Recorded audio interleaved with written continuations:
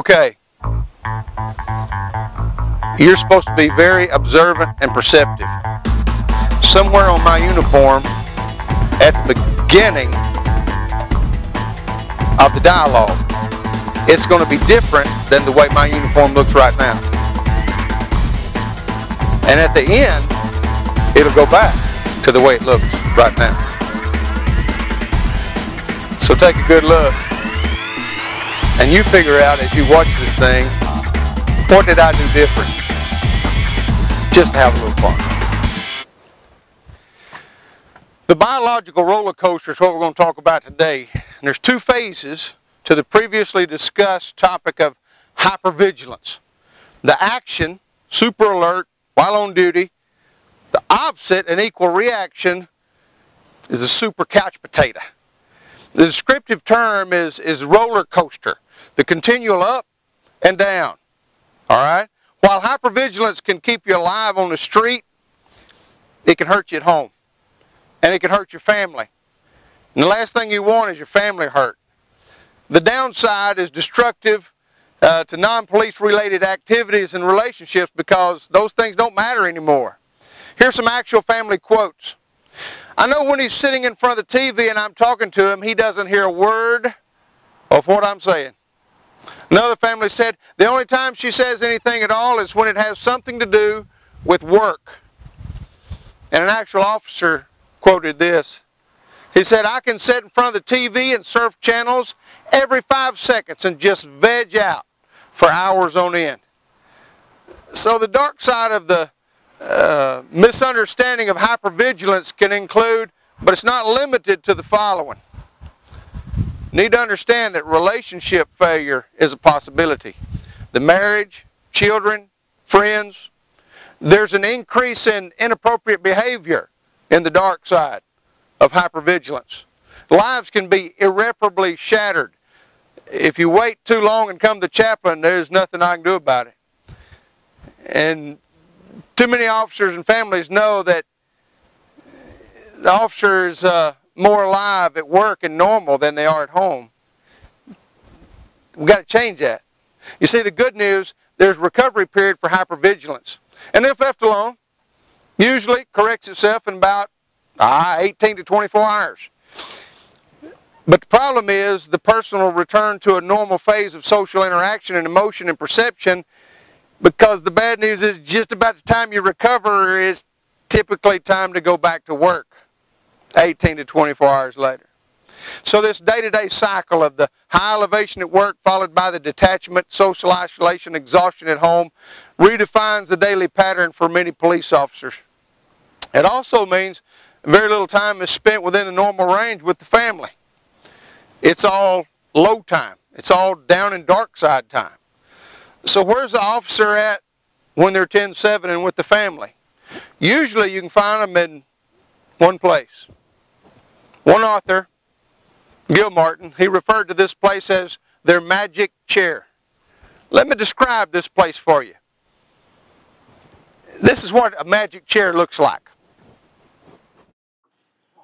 Nobody actually calls this chair their magic chair, but it is. As soon as the officer sits down after returning home from work, by magic, all their blood instantly turns into lead. They can't talk. They can't answer even the most basic question asked by a family member. All they can do is sit and enter into a vegetative off-duty phase. Most frequently, the magic chair is operated in conjunction with an electronic device or enhanced effect, typically a television set, preferably one with multi-channel cable or satellite capacity, and the reverse effect of hypervigilance takes over. Peripheral vision turns into tunnel vision. Acute hearing turns to selective hearing. Rapid thinking and decision-making are unnecessary because officer survival is not a risk. The only problem is if the officer shares a residence with another life form, maybe a spouse, children, or a pet. The officer has mastered the capacity to tune out any interference from other life forms by simply shifting positions in the magic chair to maintain visual contact with the TV. Nonsense transmissions include, "Sure, babe, we'll talk about it later. Whatever you think is fine with me. Why don't you kids go outside and play? I'll look at your homework a little later. Sure, that sounds good. Sure, we'll see. Yeah, maybe. The nonsense transmission is designed to keep the other persons at arm's length and give the appearance of social interaction without being overtly offensive toward the party wishing to interact. The officer is experiencing sensory blocking. Now, because this condition is biologically based, it can be corrected if the officer and significant other knows that it exists. Be aware that the magic chair comes in various models. I'm watching TV. I'm on the computer. I'm reading. Or I'm taking a nap, or I'm just thinking about something. You compound this phenomenon with long hours, rotating shift work, and possibly moonlighting at an off-duty job to help ends meet. That can bring about consequences that can destroy even the most solid relationships, so don't take this lightly. And don't mistake the symptoms of the dark side of hypervigilance for depression. Although there are some similarities, depression does not include rapid thinking, social engagement, quick wit, and independent decision. All that typifies the on-duty phase of officer's life, and depressed people don't do that. There needs to be adjustments made when the why questions begin to surface. Why doesn't he talk anymore when he comes home? Why don't we do anything together anymore? Why don't we have the up times like we used to? And why don't we go anywhere anymore? We just sit at the house. Why is everything so negative when she talks? And why, when we're in the car, does he just stare out the window and not say anything? I hope that particular officer is not driving, but he might be. Here's one. Why isn't she ever at home anymore? We're going to answer that one in just a minute. And this is a confusing experience for both the officer and the family, and they haven't been informed that the emotional changes that they're experiencing are part of a predictable biological process that's taking place inside of them. It's not being caused by the people in their lives. It's actually not the dog's fault. Don't kick him when you go home.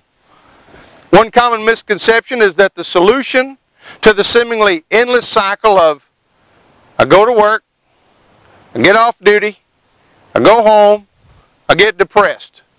I go to work, I get off duty, I go home, I get depressed.